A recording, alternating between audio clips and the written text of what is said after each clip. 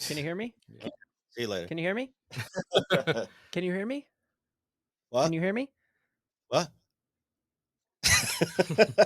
Can you? Glenn, do I need my mouse for anything today? No, correct? No. No, so pull it out of your butt and put it back in the cage. Hey.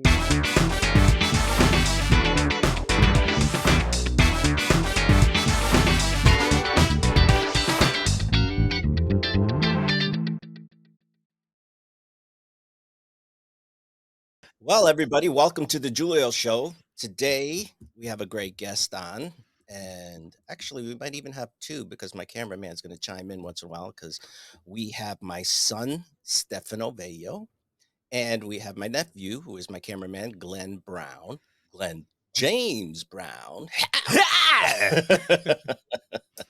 and today we're going to just talk about parenting or friendship. What's more important, being a parent or being their best friend? Or can you be both? I mean, what's that look like? And well, first of all, welcome, Stefano. Hello, sir. Thank you for having me today. This is my pleasure. Okay, your interview's over. You can go now. Uh, well, first I want to start out with this statement and get your feedback on this. Okay, both of you, if you'd like. Fathers are immortal in their children's mind. As a father, you must decide whether you want to be a hero, a villain, or a ghost. What do you think about that statement? That's pretty You, pretty spot me being on. your father. Yeah. So what am I? Listen. Before I start, so what am I? Uh, and I hope you get the right answer. Am I a hero to you, a villain, or a ghost? And you can pick all three. I was gonna say all three. Well, I'll expand on that a little bit. Okay. Obviously, all jokes aside, first and foremost, definitely a hero. In a way of giving a dominant male father figure in my life to lead with those values, and I'm sure we're gonna get into that later on. A villain because whether it was the bat, the belt, or even your amazing book, Slap on the Back of the Head, it was because you were living out that hero mentality, that you showed that accountability. And, I want to reference, obviously, we're a family of faith. And I was reading through Proverbs the other night, and Proverbs 13:24. I'm just going to read it real quick. He who spares his rod hates his son, but he who loves him disciplines him promptly. And I feel that that plays such a vital role in the tough times that we have to go through to show that discipline and accountability, so people don't have to miss that when they go out into the real world, and be misled and misguided. Well, It's kind of like it's things. kind of like with our Two dog. We things. come home, and if they accidentally went to the bathroom inside, even with mine, it hurts because you got to discipline them and you got to act stern and show like, this is not what we do, these are not our guidelines, this is not how we live. But deep down in your heart, it's kind of tough, but it's for the better cause. And when it comes to that third attribute, when it comes to being a ghost, I think it's kind of goes hand in hand with villain, because you haunt me, and I feel like even when you're not around, I'm still gonna get a slap on the back of the head, from the ghost. Exactly. Yeah. So, absolutely, I love that. Well, first of all, you said a couple things that blow my mind. Uh, Reading the Bible, I should have beat you more, is Exactly. what you're saying. Exactly. Yeah. Which I don't think I ever really did beat you or hit you. No. We'll talk more about that. And the fact that you're reading the Bible now, we sent you to Catholic school when you were little, and then for a while you kind of became an atheist. Okay, you had all these Spiritual, beliefs. spiritual. Yeah, to the clouds. Yeah. Uh, I believe in you, oh cloud, move. Um, and then all of a sudden you jump back into faith, and and I believe that had to come from a foundation that you had within you growing up. So, you know, I remember when you well, you tell me about what you used to do when you were younger, some of the memories you have that I did get upset because parents do get upset. I mean, a best friend will sit there and encourage you. and sometimes support you in the wrong way. But a parent has a different type of love. They will always support you, but they won't encourage you to keep the behavior or get away with it, where a best friend does. They don't really have that talk with you about what is right or wrong. In most cases, they stick up for you more, shall we say. Yeah. They cover for you more. Yeah, So yeah, go ahead. yeah, you know, when we're young, we kind of have to, the best learning comes from doing, and even Glenn, you said it a while back when we were talking at the house. You find out you have to learn how to not do things, right? You have to make those discoveries for yourself, and sometimes that's the best way for that learning to really sink in. And you can hear things all the time, and even working with family, it's kind of like the importance of taking on those that hat on and off and respecting that feedback. At the end of the day, you're going to take it with a grain of salt, but not necessarily apply it until you actually make that discovery yourself. And growing up with the Catholic setting, you've provided me such a blessed life with opportunities of traveling the world, and trying to put me in a growth environment that is surrounded with the morals of faith with being a Catholic setting. And I'm forever grateful for that. I think that was amazing. They definitely catered to my learning and all the amazing traits of dyslexia and ADHD and OCD and everything that was passed on to me from you. And so they tended to that. But you know that's kind of, what I needed. But when I was young, it was so, we went to church as a school every Wednesday. Every time I was suspended and I had to go to Saturday school, we went to church. It was so So prominent. we were in church a lot, Exactly. is Yeah. what he And said. we Yeah. had a religion class where we read the Bible, and, I would never change anything and go back. But because it was so forced in a way, it kind of turned me off a little bit. And I think that kind of applies to a lot of settings in life. But as I grew older, I've always been spiritual. I always know, because you've always, especially at home, kind of instilled the love for people. I knew there was a higher being and a higher conscious, and that what's kind of led me down the road to being spiritual. But as I grew through leadership and all the mentors that you have in your life, that kind of trickled into my life. Especially, the different, business growth and all of that. I understood that leadership in the Bible is so prominent, and everyone has their own interpretation of things. So it's not, oh, read the Bible and you force it on people. But for me, it's a great way to understand the stories. And the Bible is a library. The Bible isn't just a book. And how you can take those different stories and different things. Right now I'm starting off and spending some time with Exodus as leadership stuff, but I love to keep that second tab in there for Proverbs as different metaphors and ways of life that I can just snidbit little bits and pieces and read. But I think now, because I wanted to do that on my own, and I had that more of an initiative of to establish that into my routine. It's been even more beneficial for me to receive and apply that information, because it's something that I'm doing on my own. Jeez. I guess we did something right. But you said you hated going to Catholic school and you got in trouble quite a bit. And let's talk a little bit about that. Why you hated it and why you got in trouble. Now, I get the ADHD and dyslexia. That was obvious because every teacher I met with between you and your brother was forcing me to shove medicine down your throat. And Yeah, if you were too active, and all the kids in your school were very active, including the girls. They took recess away from you and tried to make you sit rather than running the track. But anyway, you said you hated it, but yet today I see you more involved with a good foundation of faith base and um, morals, which are really important. But that also came from home as well. definitely. Uh, I think I think I might have been a little bit more um, definite on that conclusion when I was younger, just because of the fact, and this applies to all settings, everyone tries to put you in a box.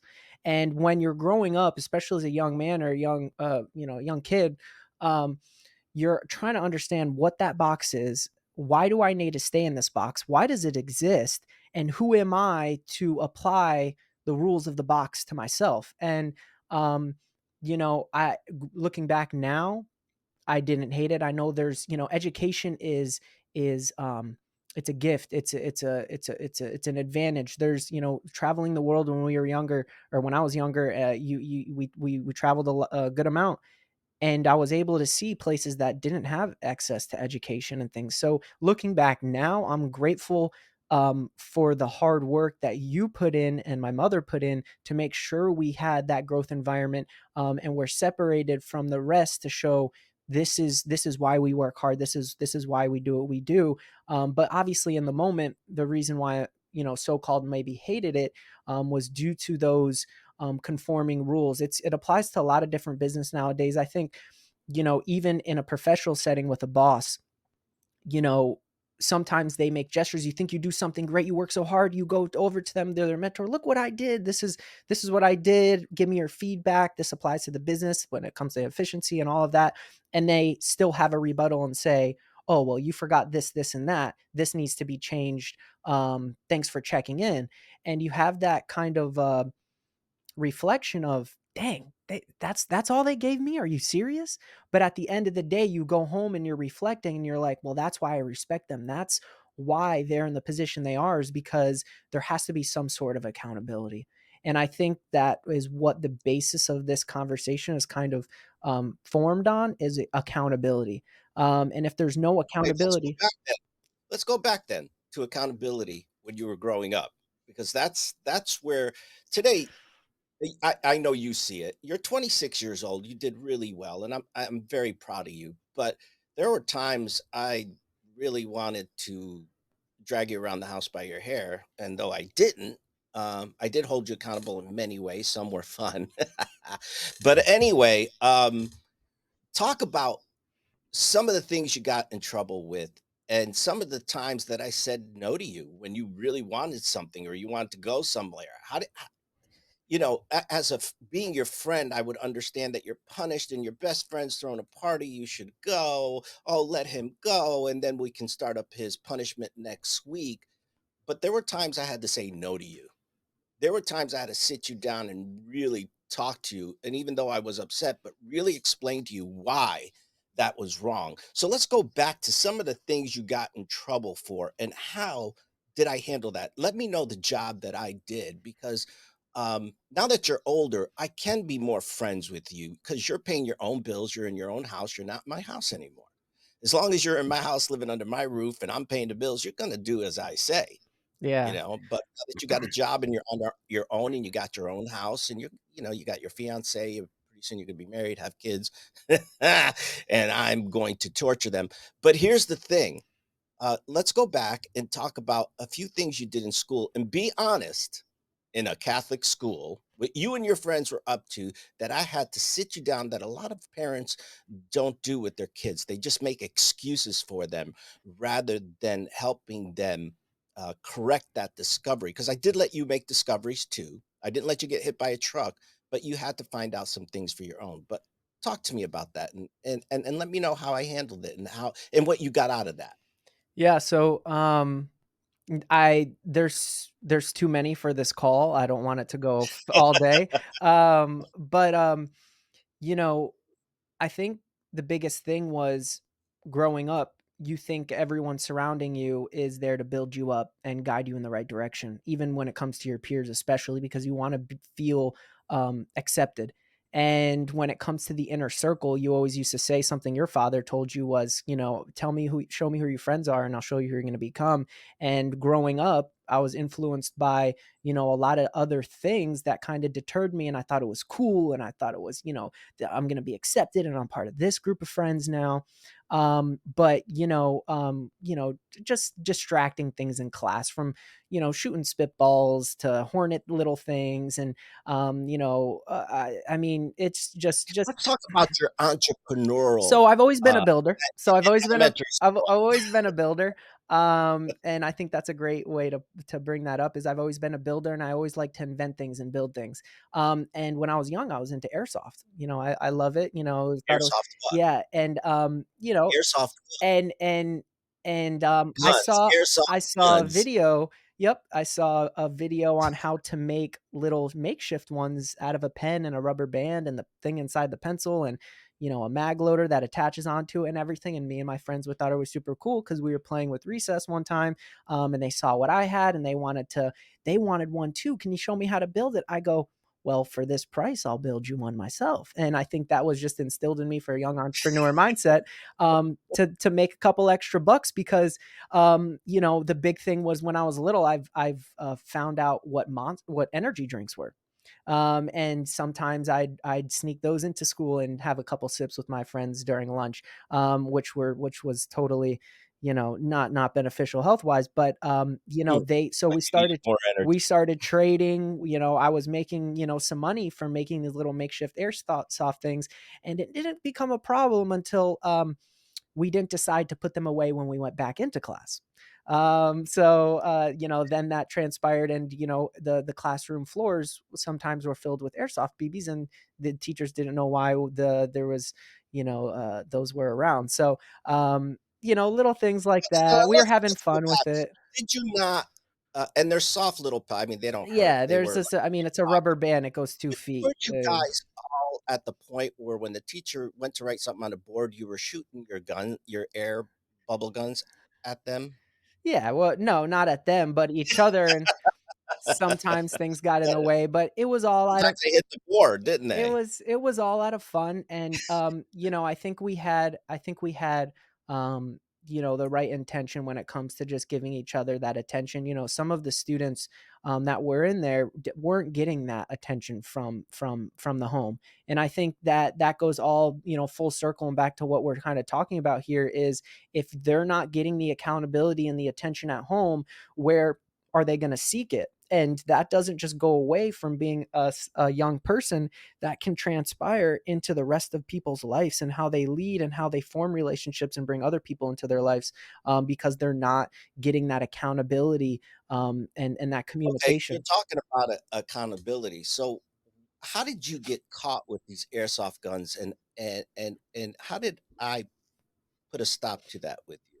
One day you came in my room and you saw me, with all the supplies all around, making a few Yeah, different I things. thought those pens and rubber bands were for class. Yeah, well, they were. That must Uh, have a school event. they Yeah, they were sure. just put all together, and made into something He's else. studious and he's Um, making, yeah. weapons So, for air destruction. yeah. So, I think Can you I be handled honest that with great. you? Yeah, Wait, can I be honest with you? Nobody I told you that I got a call from the school, and I told you that, uh, if anybody gets hurt, you're gonna be responsible, to pay lawsuits, injuries, because you are the producer. You are the person who is making the product and selling the product that makes you responsible for everything. And I put all these laws of business of ramification in your mind, but I told you that this was a conversation I had with your teachers. I'm going to be honest with you now. I never heard a thing from your teachers. They didn't even know you were making it. I just heard you and your big mouth and your friends talking, and you were never a good liar.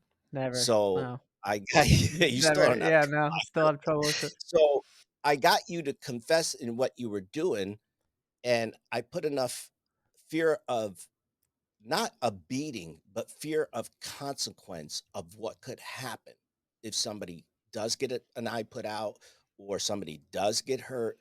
And you closed up shop right away. Yeah. Matter of fact, I think you sold your operation to one of the Well, kids what we would so call it they wouldn't get nowadays was it was a business sale. I scaled the business. It was doing great, and at the pinnacle of it, was able to find an investor that was in the space How old were you? to take 10 or it. 12 at that time? Had to be 6th or 7th grade. Oh my God. Okay. Yeah, it was a little bit older than that, I think. That just I knew you were way younger, but you were always a mess Yeah, and, well, it's just getting hurt like I and getting said, in yeah, trouble. there's a whole But call about it, but, um yeah, but there was one time I did, I loved playing this game on you. It They were both misbehaving, Glenn, and well, anyway, moms, you get dad riled up too. you know, put them back in shape, put them back in order, and do something about this. Go beat them. That's what I was always told. Just go beat the hell out of them.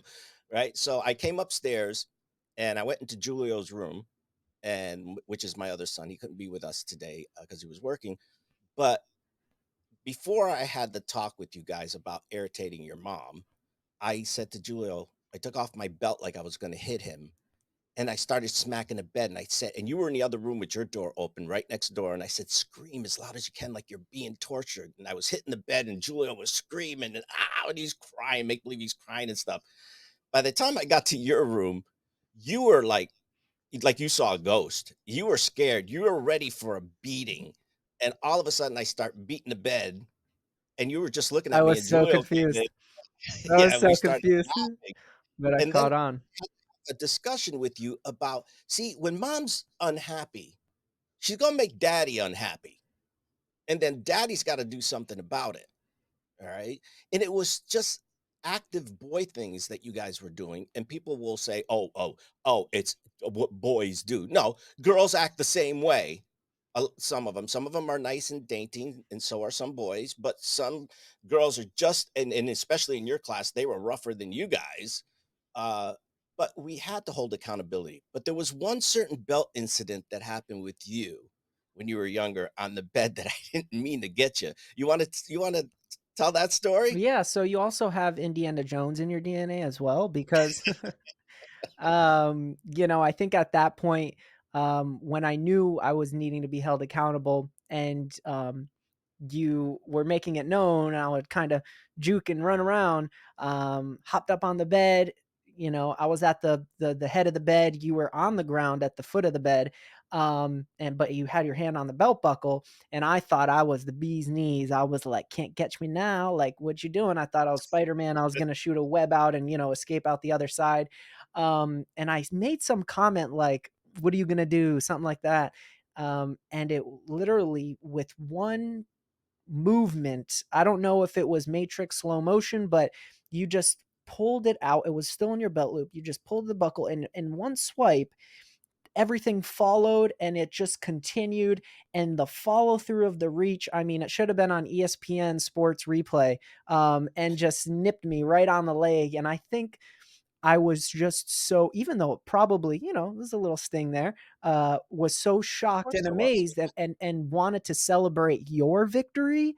Um, uh, that it took me for a spin, but I think those, we both celebrated that victory because I was just as shocked as you were. I'm like, yeah, you know, yeah. because to hurt anything or anyone is very difficult for me. You know that. But knowing that I got it, just the whole thing was, we both looked at each other like, But I wow, think I think in that cool. you kind of even say it like you hurt. It's not even, if it's not the world, life is hard. Everything is hard. You're gonna get pushed around. People are gonna push you to the side. At the end of the day, you have to watch out for yourself because no one else will. And the fact that these family values, not within just the discipline aspect, but the things that were concrete, non-negotiable, were so prominent that I knew it was because if it didn't happen there, then it would happen in life, and there wouldn't be that much of the momentum to move forward and accomplish things, because I had a false interpretation of what life was about. And I think that looking back at it now, I can see that overall picture, because it just trickled into everything, and how I led my life through sports and community, and kind of, who am I, what's my brand. And even when I see all of these different things with, especially me growing up, I remember I had, the phones, and as I went into high school, the iPhone was coming out, and all these social media through my puberty in life was the big jump in puberty of technology, and being exposed and having these things in our hand, and just being able to see the world in a snapshot and believe that these all things that we see are all real, would deter us from who we are and what our brand is and how we add value to people and how we add value to our community. So with you giving me accountability, it added value to me in my life and how I can have the proper leadership and skills, to then, do the things that I wanted to aspire to be. And I think And Were you ever at a spot where when you were held accountable or you couldn't go to a party, you were mad at me? And I want you to be honest. You were mad. You were pissed. You thought I was the worst parent in the world. I mean, you're older yeah, now. You could look back and reflect. We all can. yeah, But, you know, at the time, it seemed like, dang, he's too strict, or I can't believe he's doing this to me, or my mom's doing this to me, or my parents are doing this to me. Um, how did you feel at the time? Because you speak more of what you've learned today from it, but you didn't have a feeling like that at that time when you were being held accountable and being taught and being mentored. Because I was never your friend, okay? I was your father.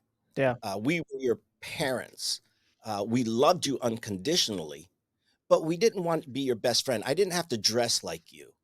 I didn't have to act like you. I didn't have to try to get on your good side. You never even had privacy. I mean, God forbid you said, stay out of my room or stay off my phone. Was that going to happen? Absolutely not. So tell me a little bit about some of that stuff because I did invade your privacy. And it wasn't at the time what you thought was your privacy. It was my house. That is not your private room. That is not your privacy. You can't just shut the door and shut me out. You had a phone. You can't just lock me out because you know I'm going to get in it. And Yeah. if I can't make you get me in it because I need to see what's going on in your world rather than saying, oh, it's just privacy. I can't talk. So at that moment, talk about how you felt at that moment, and now when you reflect back at that moment, how it's helped you. It was a burden. It was inconvenience. It was something that I didn't understand, because even if the why was given in my mind, I wasn't at the maturity level to fully understand kind of the things we're discussing. It played a role in, at this moment. So, but kind of understanding that nothing is you've always instilled in us, you have to work hard for everything and nothing is given to you. And with when you say it's your house, it's your phone, you paid all that. That's what you worked hard for that. And even though you wanted to give it to us as a gift and make sure we experienced life, you knew that it came from you. We didn't do it. So growing up, I knew that even though this was my father's and this is all the things that I've been able to do, I still had to get it on my own. And I think a lot of the times, especially nowadays, there's some people we come across that feel entitled, and they think everything is just going to be given to them. And with that false interpretation, a lot of um, bad things can kind of come with the association of thinking things are going to be handed to them, because the real American dream, your parents came over, especially you being an immigrant. You knew the value of working hard and creating something for you, especially with the being a entrepreneur yourself. And nothing was handed to you. You had to work hard. And I think, people sometimes have to experience the rough in life or the rut in life or whatever you want to call it to then understand what the pinnacle and the accomplishments truly bring when it comes to success and happiness. Because if it's everything's been handed to you, it's taken advantage of and it's not treated with the same importance. Were you there? And by the way, you've grown up quite a bit. You're so profound. I love it. Whoever you met, your real father or whatever in life, he must have really mentored you well. But they always used to say, "Dad." I'm like, I am not your Okay. dad. But I would look at him and said, "Your dad That wears was a when I brown asked. suit." That was when I This asked you is for money. You yeah. said no. You no speak English. I don't know. I would say no speak English, or I tell them their dad wears a brown suit and delivers packages. Uh, and also too, when you asked me for $20, what was my comeback? $10. What do you need $2 for? But here, at the other point, though, I also showed you how to negotiate because you guys, if you needed $5, you would run to your mother and say, I need $5. And what do you think her response was going to be? No. Same What? as mine. No. What do you need $5? No, Yeah. Exactly. Yeah. Yeah. Or the same. Yeah. so I'm so stupid because I would pull him aside and said, let me teach you how to negotiate. If you need $5, go and It's ask for him for 30. 50. Yeah. Yeah, go asking for a bigger amount so you can then negotiate down to the 5 and get the 5 that you need. So I was kind of silly in my own way, but in every, you know, accountability, there's a lesson. And you have to see both sides of it. It didn't work on me because my father taught me the same thing. You want a dollar? Get your ass out there and make it. You want $2? Go work a double shift. And it was the same thing with you guys. I would give you a budget, but it wasn't, like people thought, oh, you're rich kids. We weren't rich. We were struggling. Although we went on vacations, we went abroad, we went everywhere, and we did things. We did it because we saved, we were diligent, and I wanted you to see the world. I wanted you to experience life. But also too, I wanted you to experience how other families, so I let you, hang out with your friends, go over. I had to meet the parents. You guys were a little peed off because I'd always want to meet the parent. I want to see their house. I want to know what they were all about. But one of these parents that lived near us, were you there when you guys TP'd that house that a parent encouraged you guys to do at 2 in the morning? I heard about it. I think it was more, The other one, huh? yeah. So, yeah, I think that that parent wanted to be his son's best friend, which was nothing wrong with that. They did have a close bond. They were very close together. But in my eyes, I heard, all of a sudden that because you guys told me everything. You were pretty good about not everything, but you told me some of the stuff. And you were all excited, he or Julia was about TPing this house. And I'm like, when did you TP this house? He was like at 2 in the morning. Mr. So and so came over with his son and a couple of other kids we went to recruit, and we TP'd this woman's house. And I was like, you did what? First of all, I didn't do it in front of you, but I had a talk with that parent who dragged my kid out of the house at 2 in the morning, who was barely 12 years old, if that, to go TP somebody's house, who then had to clean that all up because they did a heck of, I mean, they must have wasted more toilet. I mean, COVID would have said, what are you doing? You're wasting all that toilet paper while people are dying for toilet paper. But I not only confronted that parent, but I sat down and talked about how that wasn't right to destroy somebody else's property.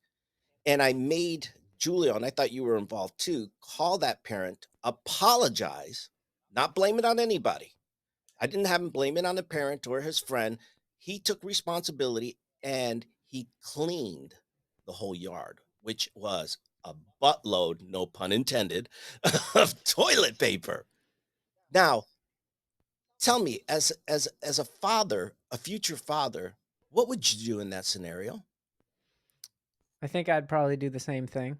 Um, it's like, What, steal the child or yeah, hold the child no, accountable? no, hold them accountable just for the main reason of, then when attention is given, the action done to the action done from that giving that attention will repeat. So if oh was oh that's so funny, ha ha, well that's interesting. If that kind of was it, then it would, and there was communication and attention given to that, then those habits and those things would repeat, because it's like in a relationship. If your partner loves something that you do and you do something for you and you see that that's reciprocated and received, then you're going to make sure to go out of your way to continue to do that. And I think when it applies to parenting, if you would have engaged a different way as a more of a friend, and had a laugh about it, then the actions, the habits, and that behavior would repeat. And you've always, there's a book over here that says the greatest story ever told, and it's a blank book. There's nothing in it. And one thing that you've always, especially giving that to me, is write your own story. What's your impact? And if you don't understand what that is for you in life, which a lot of people are confused nowadays. Oh, I think I'm going to go to college for a marketing degree, and I think I'm going to do this, and I think I'm going to do this. There's a lot of free education out there. If it doesn't require certain attention from professionals, I truly believe, especially with trades, you should have those mentors and go through certain programs that are available to you. But there's so many things out there for you to kind of figure out who you are, and apply yourself. If you received attention from somebody, when it comes from doing something, you're going to continuously do that. And hey, can I make a profession out of this? Can I, is this important? And that's going to be a little bit more prominent. So I totally agree with you. It's kind of tough in the moment, but that's for a greater cause. And the same applies for business as well. There's a reliability when it comes to being a father or a friend, especially within leadership in a professional setting, it's am I there to be a friend, or am I there to be a leader? And a lot of the times, if you're putting being a friend first, the efficiency and the productivity of the business totally goes out the door, because you're worried about a friend. You're worried about what they think of you and being accepted, and what do they think? What are their opinions? And nowadays everyone wants a family environment when they go into work. They spend a lot of time, especially if it's 40 plus hours, you're on salary and things like that, and people want to go in and feel that family environment. But there's a way to go about it for the efficiency of the business and the responsibilities to be put at the forefront before that family culture. Because yes, people don't know how much you care until they know people don't care how much you know until they know how much you care. And Their dyslexia comes in, yeah, right? exactly. And so once they know how much you care, by mentoring them and having those upfront expectations for a growth environment, they can say they're really invested in my career path. They understand where you're coming from, and then that's the support and the nurturing and all of the nutrients you're pouring onto them for that And they specific wanna reason. know how much you know, is that it? Mhm. They don't care how much you know, Uh, they care about how much you care. Once they understand how much you care, then they wanna know how much you know, yeah. right? But going back to best friends, parroting, I know a lot of, parents will sit down, and I've done it with you guys, and we've played some, uh, what is that called? Wii or Xbox. Little did you guys know I bought those all used, because if they worked or didn't work, I really didn't care, because I didn't want you playing games all Never day. played video games. Never played But video. when you did on a sunny day, what happened? Because Glenn was at Glenn. I raised Glenn way before you guys were born. Well, watched him and babysat him a lot, and influenced him in some negative ways. I taught you how to crawl out of your crib, didn't I? Yeah, I was just gonna say. Yeah. No, go ahead, talk about that. Yeah, yeah, that's you inspired me to become a monkey. Yeah. Well, see, there's a thing, like, as an uncle or as a grandparent, we can influence or make our grandkids or our kids get away with things. But I still held you accountable. Hmm. You know, Oh, yeah. my sister was strict about that. But see, I can give you back to my sister, and she has to deal with you. But as a parent, I had to deal with these guys. Yeah. So you would watch, and you were good, because you were always a kid who was. Um, you were raised right, by the way, and you would always be attracted to your video making or your films before we had iPhones and everything. You were doing some spectacular things, but you were always busy doing that. I mean, you were never rowdy. You're never. I don't even think you had a heartbeat. I Yeah. still don't. And that's kind of what you helped us with when we were young, like the video games weren't it wasn't what's your reality? Who do you want to spend your time with? And we one of our main houses when we were young, right across the street was the park and the basketball court and all of that. And it's interesting because I wrote down sports when you were, told me that, we want to have this conversation today, because what did that play a part of my life when it comes to being young for active activity, getting out of the house, communicating with people. But how did that transpire? And even when I was in end of my middle school years into high school, you would always kind of hint and bring up conversations of, well, just like being a point guard with basketball, in business, you have to read the floor, you have to understand your players, you have to know who to pass the ball to at specific times, to make sure you're playing off of people's strengths, and really building upon that. What is that communication like? If you see the tempo of the floor too rushed, pull back a little bit, read it, take a look at everything. You're that second coach on the floor. So even video games, yeah, we had fun here and there a little bit, no big deal. But it wasn't a thing to But be you didn't get stuck in a. hooked. You didn't get hooked. You weren't on there all day. Like, a lot of your friends are video gaming all day long, all night long on their microphones. You tried that for a while. You hated it. But if the when you were younger, if the sun was shining and I caught you on the Xbox or on the Wii, what happened to that? There was a glitch, something, internet went out, something Internet would unplugged, go out, can't find it, I don't know what happened. and I would unplug it and tell you to go where? To the park, Yeah. right? And go play outside. And I told you you can come back and play when it's what? Dark, Raining. raining. Yeah. Dark Either and or. raining. Come back in, you wanna play later, or if it's raining, you can play, but you can't be on your Xbox all day, and today I see a lot of kids, they don't go. I used to hear kids playing outside all the time. I don't hear it anymore. Maybe because I'm going deaf, but I don't hear the screams and the laughters I used to hear when kids were constantly outside when these games came in.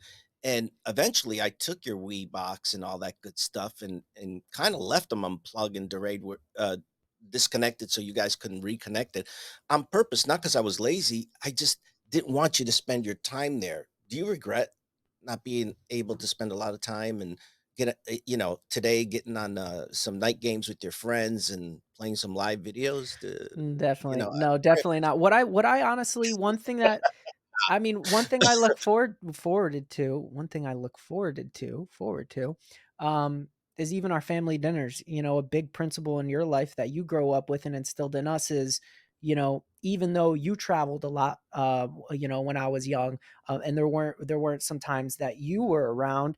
When you came home, that impact was tenfold, even if you were always around, because we would come home, we would sit down for dinner. We knew, you know, even if have, you know, cell phones, whatever they were back in that day, you couldn't have it on the table. Sit up, put your shoulders back. How was your day? What did you learn? And those were the stepping stones and the foundation for me to understand how to have conversation, how to, you know, we didn't get up and get finished until everyone was done eating. You know, we were polite on how to pass things across the table. And you know, I feel like if it wasn't for that being instilled in you and you seeing the importance growing up, you wouldn't have instilled, you only instilled and put things into our life that you knew would be beneficial. So, you know, it wasn't, friends were not always the first priority. I think a combination of everything together helped me understand that, you know, friends will come and go, you know. And even my last year of high school, you know, I left and went to a different high school, you know, for basketball my senior year, and that was a little bit tough. But the people that meant the most, you know, I stayed in contact with. You know, one of my best friends from first grade through Catholic school, my fiance, we met in high school before I went on that journey. You know, so there are people in that inner circle that I knew share the same values that we did and that we experienced when we were young, then I knew that were worth keeping in my life, and going out of my way, quote unquote, to make sure they knew that, you know, I wanted their influence and their partnership moving forward. I know, and your best friend from elementary school is now marrying your cousin.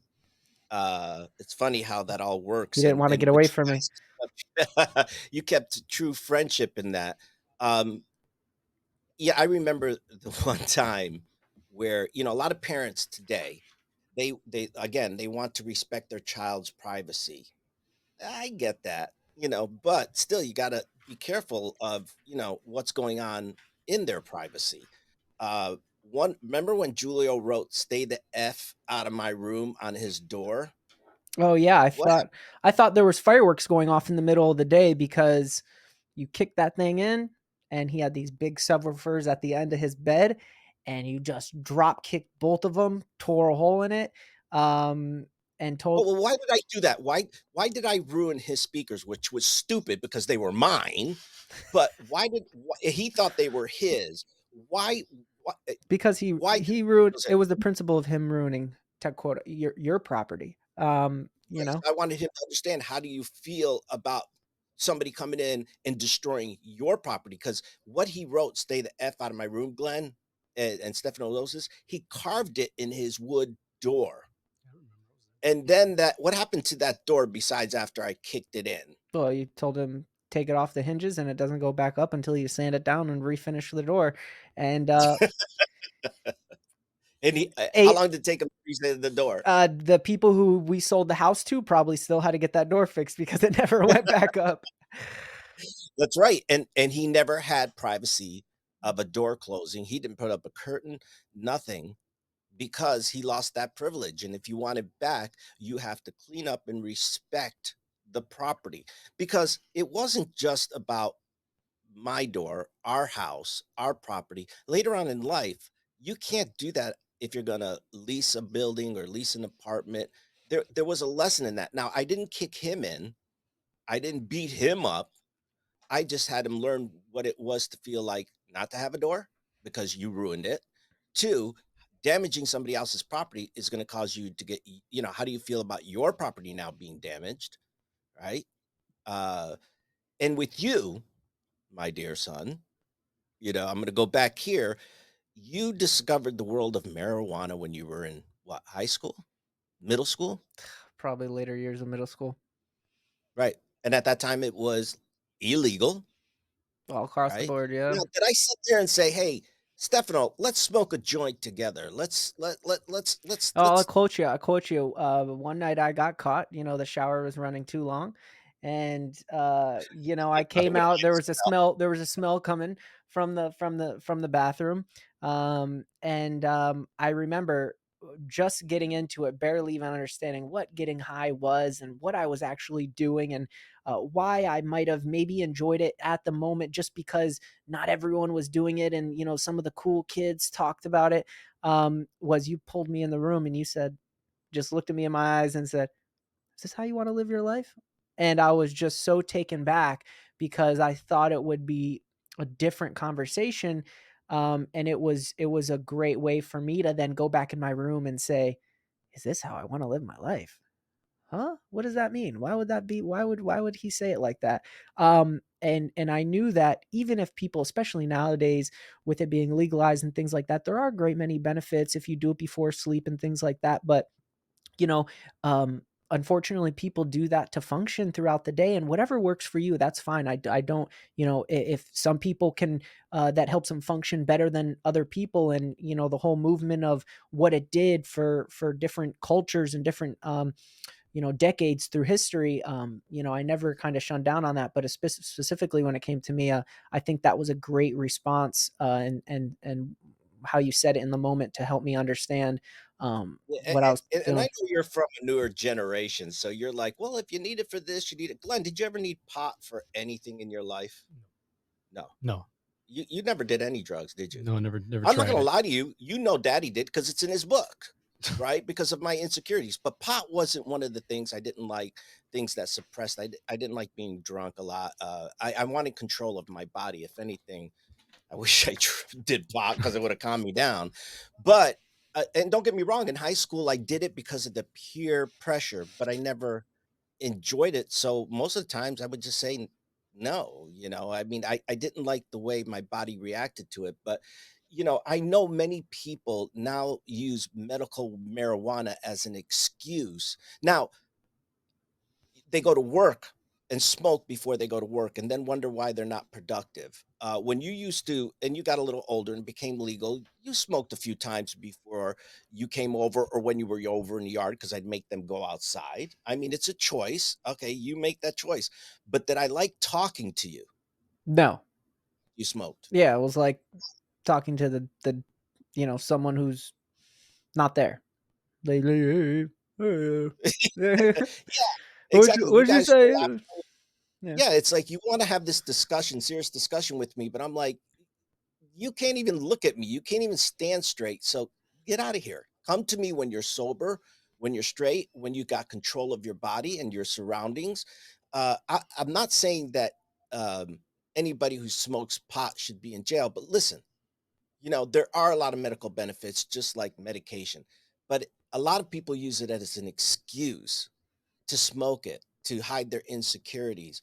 So Yeah, I think it's at it's the funny you end, say that because I do believe that there could be more benefiting factors from it than some typical medication out there, because that's a whole nother series. But you I've seen said it you help said cancer you said patients. yeah, and you A lot said of that some people, it helps their insecurity. For me, I feel like when I do partake, it makes me more insecure. You even said it yourself. You can't even look at me straight. You can't even do this.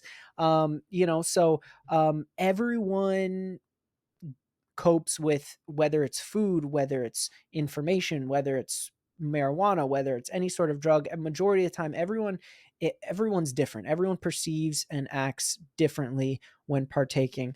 But when it comes to doing something, especially when I'm young, that wasn't the right path to go down, because it's not even the act of smoking and getting high, it's the act of buying something that's illegal and putting ourselves in a predicament. I remember you'd always used to say, as being an entrepreneur and a business owner, if you ever get caught and you go to jail or something like that, there's a lot of things that you can't do when it comes to those opportunities. And even that setting in my mind was, oh man, like, that's what I want to be. That's what I want to do later in life. I have to be very mindful. And it helped me get myself out of certain conversations and situations other people and my peers were doing throughout that time, because I knew that the repercussions that could come were not where I wanted to lead my life in the future. So, kind of, all comes full circle to say, where's the accountability? Because your friends are going to go to the next best thing. But if you have that figure in your life and that stability at home, no matter what the love relationship looks like between a mother and father, if those values are still communicated and given to the kids, there's still an ability to, go on that journey together and make sure that they're guided in the right direction. But, I got strict with it, not because, there are, like you said, cancer patients, need certain medications or certain Or substances that will help them, autism, or autism, whatever. stroke, or yeah, That's what seizures. medication is. Yeah. It's all different things. This is a natural plant. I get it. But what I learned and I didn't want you to do, while first of all, while it was illegal, because when it was legal, I said it's your choice. When you moved out of the house, I said it's your choice. You do what you want because you're a grown up now. But I shared with you when you were younger why I was so against it is because I've been through it. I know what I did, how I started, and I see a lot of parents today that will do not start off with smoking some weed, then they start doing some lines, then they get into heavier drugs, and they do. I mean, there's parents out there that do heroin with their kids, and then they get addicted too because they want to know, they want to be their friend or whatever, rather than getting them help. Not a lot of parents, but I knew what it did to me in the early '80s. It started out fun, but then I lost everything, Yeah. and I didn't want you to lose everything. I wanted you to, hear my experience, and I never lied to you. I was totally honest with you, and I told you what happened to me, and I didn't want that to happen to you, but when you're older, you can make those decisions. I mean, I can't, I still will beat the hell out of you, Now if I'll let you you. But but, the thing is, I wanted you to be safe. I didn't want you to move on. I wanted you if listen, if you gotta do it before you go to bed, whatever your thing is, but you were never gonna come to work that way. You were no. never gonna go, it just puts you in a stupor, and, it's not that I'm against people that do it. God bless you for what you wanna do, but in the meantime, while you're young, what I'm saying is when you're young and you really don't know, you need to be educated and educated from your parent, not from the school, not from the scientist. If you have the experience, share it with your kid. Let them know why you're so adamant about them not getting involved at this stage or saying no to the peer pressure. Um, Let I was let me ask you this real quick. With being an immigrant from Italy, not having a lot when you came over, seeing your father sacrifice and your mother sacrificing so much, giving you the motivation to go and work doubles or whatever, and seeing what they did. Now, fast forward to you, older, man in your life, being an older established man, and am I older? no, listen, Yeah. Oh, what are you saying? I'm an old man. what Each. how did you balance giving and providing the things that you didn't have to us, while still having the impact of knowing that we still had to work for everything on our own? Like, was that tough? Because being an immigrant from Italy, being an entrepreneur growing up, how did you kind of balance and say, well, my kids, this is what I'm able to do. I want to spoil them and show them I have the love them and give them all these amazing opportunities, but still make sure that it wasn't overboard to the way that we were entitled and took it all for granted? Like, was that a tough Well, journey for you? How did you kind of? yeah, it was tough because every generation, every parent, and Glenn, you've seen it from your mom too. We, it, your mom and I grew up in the same situation, right? We came from Italy. We didn't have money. Uh, you want to. And I saw my father do it. He wanted to give us more than he had, but he could only do so much. But he yet still taught us about the value of what we had and what we got, and the value that if we wanted something, you had to go work for it. Now, in the beginning, I won't lie. Um, I started out spoiling you guys because I just wanted to give you everything. Oh, my kids, I want to give them what I didn't have. I had to bust my ass. I had to go mow lawns. I had to, they're never going to have to beg for money. But I realized very early in the beginning that I was spoiling you too much because it was like you were uh, entitled to have it and you acted that way. And I caught myself and said, wow, no. Because if you wanted to go here, we'd go eat here. If you wanted to eat there, we go eat there. If you wanted a certain skateboard, I'd get it for you. It's like, but I was doing it because, oh my God, I just want to see the smile from your face. But I realized that, first of all, yes, I was an entrepreneur, but I wasn't rich. People think entrepreneurs are always rich. No. Yeah, we start doing off well, and then a pandemic or a recession or something could hit. And Just got bigger bills. mortgaging your yeah, you got to mortgage your house to pay the bills. But at one morning you were at the top of the world. The next morning you were broke. Um, but I cut that out and it was very hard because as much as I know you wanted that bike, it's like, and it was $100. It's like, no, the budget is 30. You want that $100 bike. I'll get you this $30 bike. But you want that $100 bike, you're gonna have to go out and make some money. You're gonna have to earn it because when you got skin in the game, you respect it more. Look at these kids where their parents want to make them happy and buy them a Mercedes. Glenn, you've had friends like that, right? That had, Mhm. and Stephanie, you have friends like that that have these nice cars. They didn't spend a penny on it. And how did they treat those cars? Like shit. Yeah.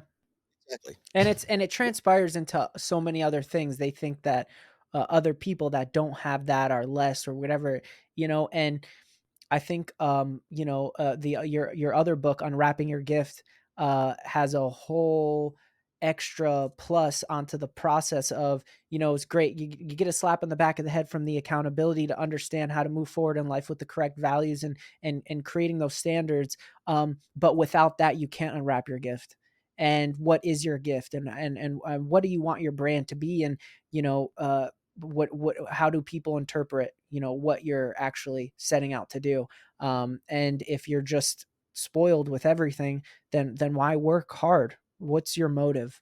And that's where complacency and accepting the life that you have, that's kind of the bubble that you get put into automatically, and the survival of the So many fittest. times you were like, "Dad, get a Ferrari. Why don't you get a Mercedes?" When I used to drive you to school instead of the old clunker, they were like, "Dad, you need to buy a better car. You're embarrassing me." It's like, Oh, come on. well, no, come on your butt. I even tried to take down my old Harley to school, and you were like, "Drop me off a block away." I'm like, "Get out of here. I'm driving you up front." And I also kissed you goodbye and hello in front of all your friends, which I know embarrassed you, but that was our culture. Yeah. Even though I'm like, "If you don't kiss me on the cheek, I'm gonna kiss you on the lips." And you guys were eager to kiss me on the cheeks. Yeah. But, the other thing I also did when you were younger is you guys got into a lot of mess, and you would mimic what I did as a parent, and you would always also mimic what your mother did, and I've caught you many times putting on your mother's makeup, Got to give it a you try know, and sometime. putting on her clothes, right? Now, did I sit there and mock or laugh at you? I told you how pretty you were and how cute you looked, right? But I take you over to the hospital and have your wiener cut off because you put on your mother's makeup because you might be a girl deep inside? Or did I let you make that decision when you were old enough, which you are old enough to make a decision who you were? Because I've always told you when we used to pick on you, because at one point we did think you might be gay. And that was okay. You're my child. I'm going to love you either way. Right. But at that moment when you're young, a lot of parents today are right away ready to get their kids operated, let alone dress like them, which, that outfit is for a 16 or a 15-year-old or a 13-year-old, and mom is trying to wear that outfit. I mean, who But who do you listen to when you go into a workplace? Do you take more advice from someone who has, 30, 25, 30 years in the game, or do you pick the person that just came off an internship that's only been working there 3 months. You're going to listen to the person that has 25, 30 years in the game, because they have experience, and they've failed, and sometimes you win, sometimes you learn, and they have those experiences. So it's the same with a parent. It's like, the child, yeah, they're coming into their own identity, they're trying to figure out who they are. I still don't know who I am, Yeah. So and I'm 60. yeah. But as the child takes that journey, there's a lot of responsibility from the parent to say, okay, how do I give them that creative freedom, like we were talking about earlier, to live outside the box and create them, but at the same time still give them those parameters to say, they didn't make the shots. They're not going home paying the bills, calling the rules. They go home, there should be that structure. So, everything works differently for everyone. Yeah, But but the fact even that back we to allowed as a parent, you know, I mean, when you want to be a cowboy, you were a cowboy. When you want to be a fireman, you were a fireman. When you want to be a nurse, you were a nurse. When you wanted to be a girl, you were a girl. Okay, I never stopped you. Don't lift those eyes, because you did, and your brother did the same thing. I mean, it's natural for kids to want to mimic other people, but I think as kids we need to experience those identities, because eventually, sooner or later, we're going to know who we are, and we might think we know who we are now, because how many times have you changed your mind in many things you want to be since you were little to this point, and this point you're still making some decisions in your life. Is it okay for a parent to act right away, or are you glad that I waited and let you, when you got older, decide, and still decide with some words of wisdom and knowledge on my part, but I let you make those decisions now. But when you were younger, you couldn't make those decisions, because by the next day it changed again. So help me a little bit about that. um yeah, you have to put yourself in situations to know how you're going to be stretched and how you're going to respond. And if you don't, and if you're sheltered, I think a lot of homeschooling is great. But if you're not going out there and getting involved in your community and doing sports, you're not putting yourselves in those situations to Let me understand tell you what life something. is If about. you were homeschooled, I would find another family you could transfer to. uh, Did homeschooling, because I would go crazy. I wouldn't have wanted you as a student, Yeah. even though I wanted you as a student, and I still do But for the but rest of you the. you had me as a student. What every it was like, you didn't just when I come home from school, it wasn't the real learning started. The real life conversations and connection actually happened, and that was so more well received, because going to school in my eyes was just a way for us to pass time so parents can go to work.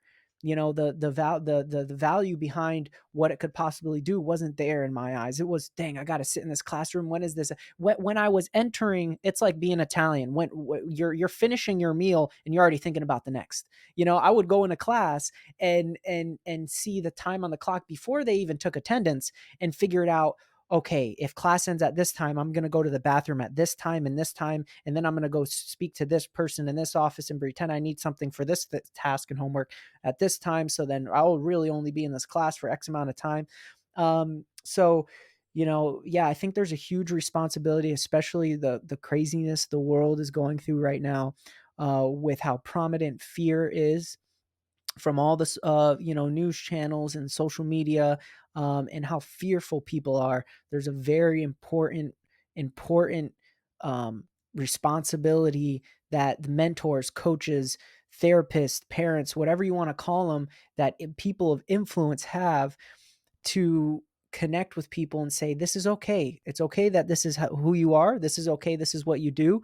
But let's build upon that. Let's add that love and that faith, no matter what it is, if it's religious, spiritual, whatever, however you identify that for your life.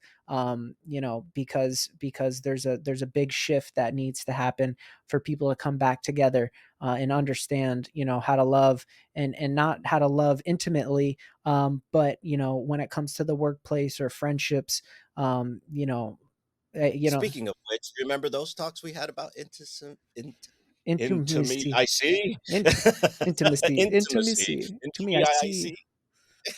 Love Guru. I guess we that's another thing we had fun with is watching fun movies together and learning how to laugh instead and having the talks about when is proper to joke. And because people are seeing the parenting in me come out right now. And you're trying to be the good old son, but we've had a lot of laughs together as well, right? And you and Glenn used to drive me nuts with the Mhm. love guru because every time I turned around, you guys would quote the love guru. Uh, I'm but you know, beautiful and I have a Great. secret. You have 3 girlfriends named Ann. But here's the thing, I also turned you on to some old humor as well because every time you Three would be like, Stooges. "Dad, Three Stooges," right? And Glenn, you were Mhm. also a big help in teaching them about a lot of Oh, that was the best. the comedy films. The old stuff, yeah. Yeah, and I taught, because they kept hearing me say, "Who's on first? What's on second?" And you guys didn't get it. So what did I do right away? I went out and got an Abbott Costello. You guys had the best time with that "Who's on first?" And we drove your mother absolutely nuts because that's all we did is when we say "who," you'd be like, "Who's on first?" And I'm like, "What's on second?" And she could never get an answer because we would just crack up and have a fun time. How is that important to not just be because their parents are some parents are way too strict. Is it okay to have a couple laughs and a couple of jokes with your kids? Yeah, And how'd that help you out? I think that's very, very important because as important as life is and as short as life is, and as hard as it is to make a name for yourself, you can't take it too seriously. You got to have fun. And if you're not having fun, that what is life? And you've always made comedy a focal point. If it was joking, and we were the subject matter, or if it was something else. You're always the subject Yeah, matter. exactly. It's a great way that we communicate with people. It's not just something, it transpires into who we are and how we lead. I think sometimes people that know how to make great jokes, that find the great balance of not offending maybe somebody or finding the great middle ground and relating it to something, are more intelligent because that's their mind and the way they process and they understand. That's what leads people to laugh, is because their laughter is coming from the correlation behind the things that you put together in that scenario. So I definitely love the people in my life. They all have a great humor. It's a great way for us to, go back and forth and you know, enjoy each other's time. Yeah, but some of your humor, like you said, you gotta know what to say and what not to say. See, I don't care anymore. It's gotten to the point that no matter what you say is going to be offensive, even if it's innocent. If I even did a nice religious joke, and somebody will take it offensively, so I don't care anymore. I say what's on my mind. I let it out there, but I don't tell, offensive jokes. What it is quick comebacks, quick laugh. I pick on myself a lot as much as I pick on you, and we do that a lot. And you can get quite goofy, and especially when you get together with Glenn, you guys are just a mess. But I love it because you bring laughter to my life.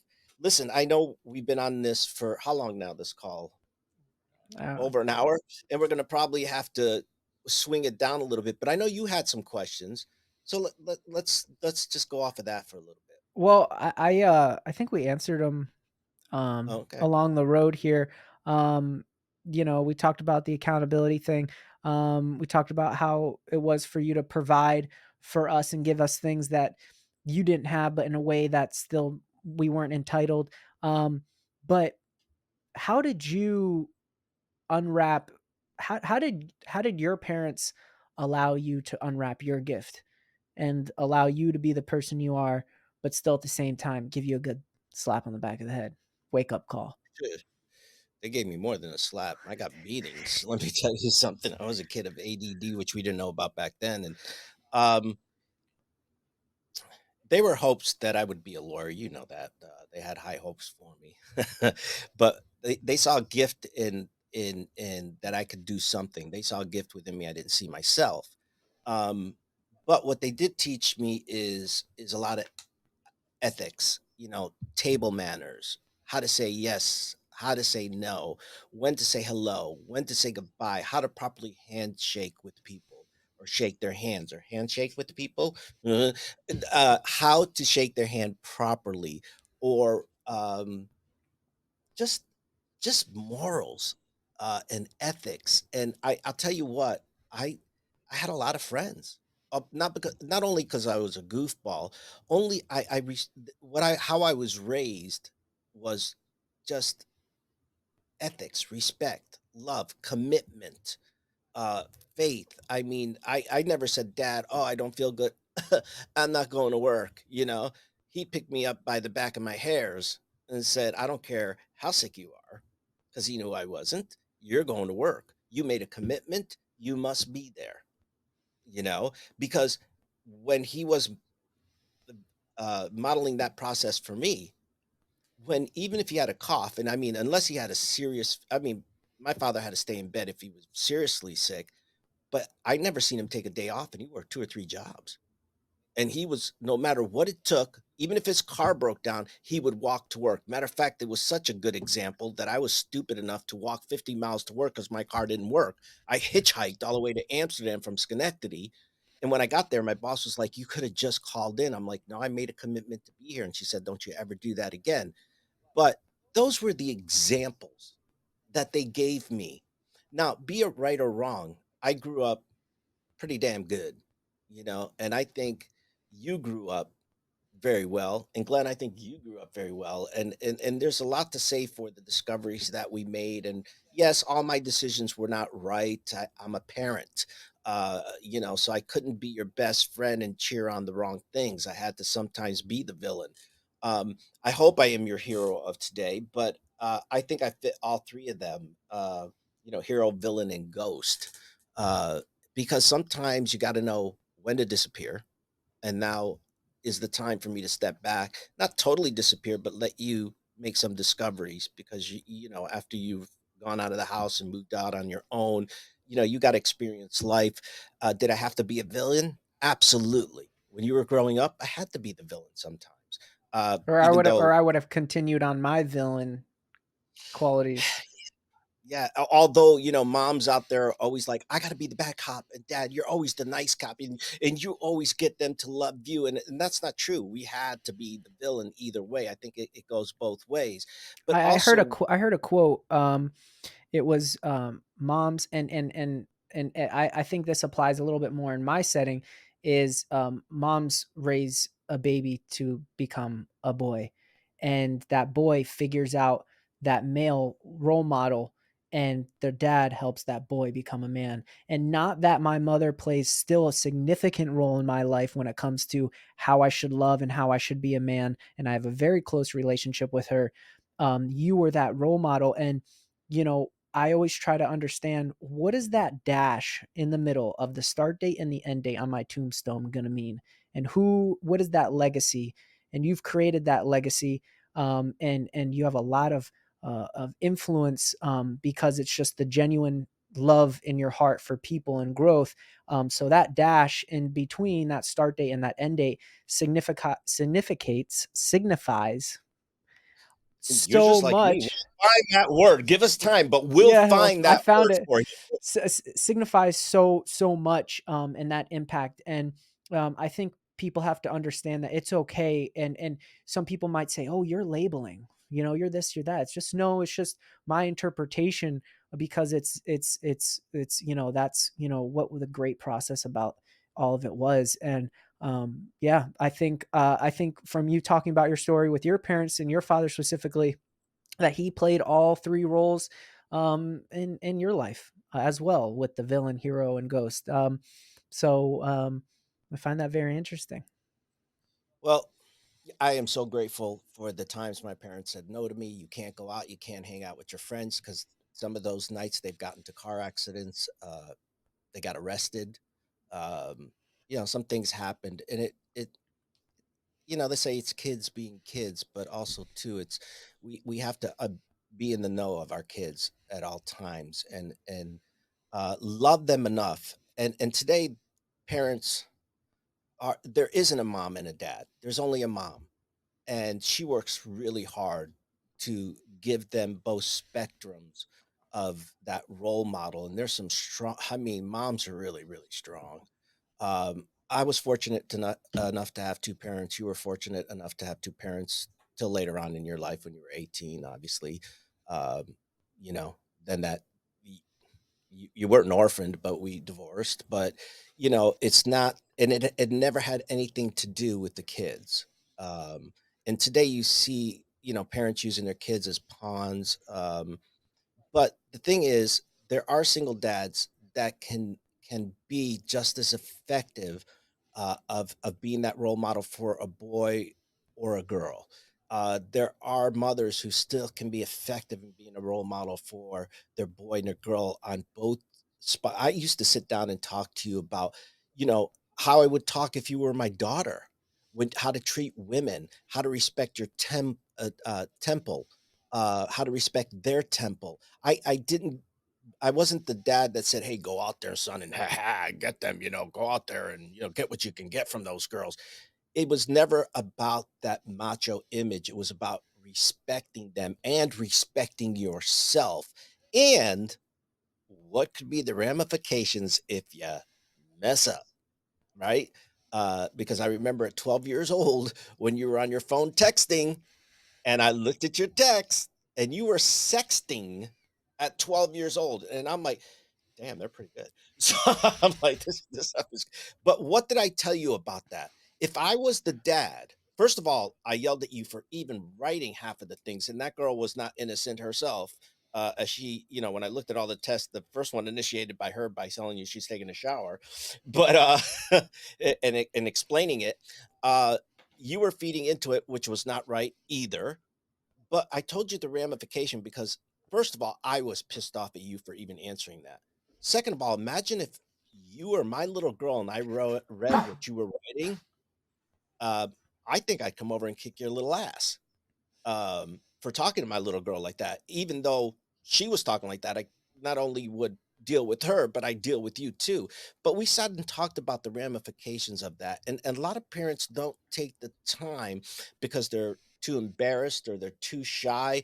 I don't think we've ever been embarrassed to talk about anything, whether it be sexual, drugs, relationships.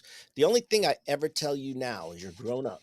If you got a problem, I'll be a good ear for you, but don't expect me let me back up. If you had a problem, I feel like Joe Biden. Da, da, da, da, da.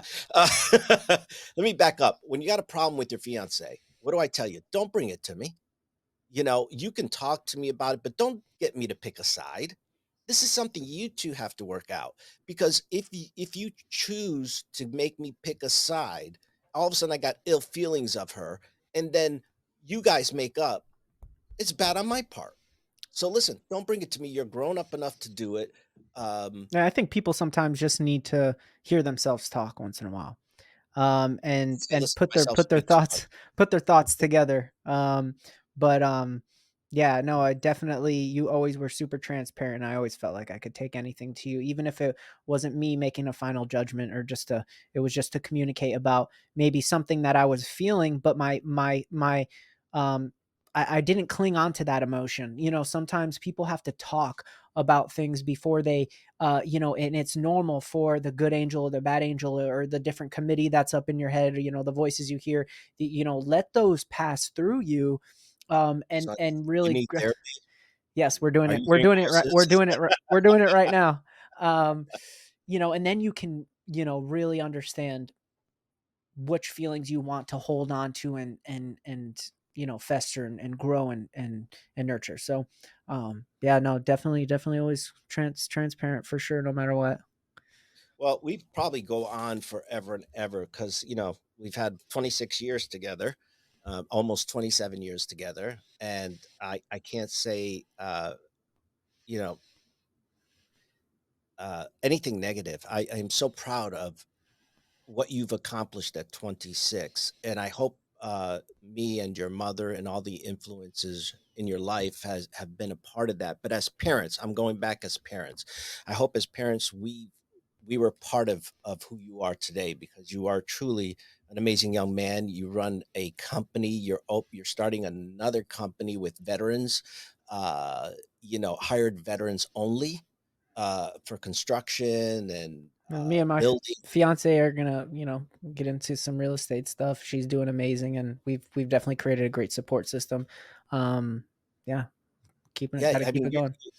you just keep going, and I can't. I also must say I'm very proud of your brother too, who couldn't be with us today, and he went through some ups and downs, very serious ups and downs, but you guys had a good foundation, and I think that's the message for the parents out there today. Whether you're a single parent, whether you got three parents, it doesn't matter. Listen, it's important, yes, to have a relationship with your child, but don't just keep it a best friend relationship. Be a parent too. Be their role model. Be their hero. Be their villain. It's okay to get down on them and hold them accountable. But if you're trying to be their best friend, you're not helping. You need to let them know that they're responsible for their actions. They're responsible for what they do. You can't encourage them to go beat up their teachers or go beat up their friends or, do drugs. And listen, do all the drugs you want, drink all you want. You, there's a time that's going to come, probably when they get to college and it's out of your hands. But listen, while they're young and influential, this is the time for you to put aside, uh, you know, how do you say, trying to be their best friend and be their parent. They need your love. They need your attention. They need your conversations. They need to have dinner with you. And if they can't, they need just some time with you because I understand a lot of you work. But I am not going to apologize for sitting here and telling you to not be their friend. Be their friend, but don't be their best friend. Be their parent as well. So, any last thoughts for you, my friend, my son? No, I think that's great, and it's just be their friend, but put put parenting first. It's kind of like in the workplace.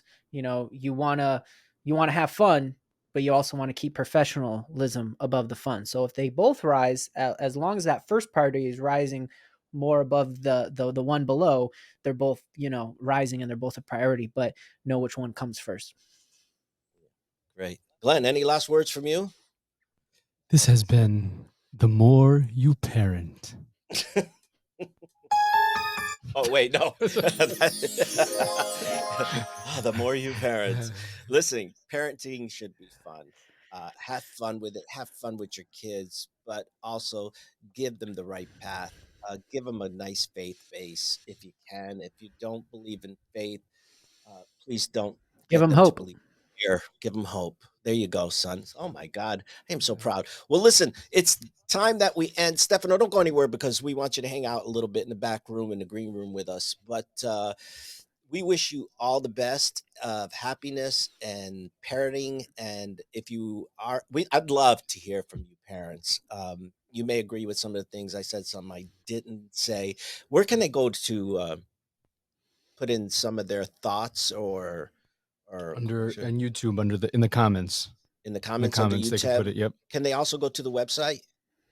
Yes, they can contact you through the website And what is under that website? contact, julioveglio.com/contact. And could we put that on the bottom so that they can, you know, later on or whatever, so Here it well, is. we could put, there it is. Just go on there, uh, and let me know your idea of what a great parent is, or what a parent and the difference between being a best friend or a parent. I'd love to hear from you. So please, and I'd love to get to some of those questions because I love, but be Rome careful what you ask because you're going to get the truth from me. Listen, Rome wasn't built in a day. Rome wasn't built Take it today. day by day. Yeah, but here's the thing. I'm going to stay true to my beliefs, my values. So, when you ask me the questions, please don't get offended. It's just my belief and my habits, beliefs, and values. And I know you have yours, and I still love you. Let's agree to disagree. But I'd love to hear from you, or even just write in and say, "Hey, great job, great parent." You know I am. So anyway, we will see you at next show. And Stefano, thank you so much for your time. Glenn, thank you for your time. Thank you. And we'll see you on our next episode. Thanks. Thank you.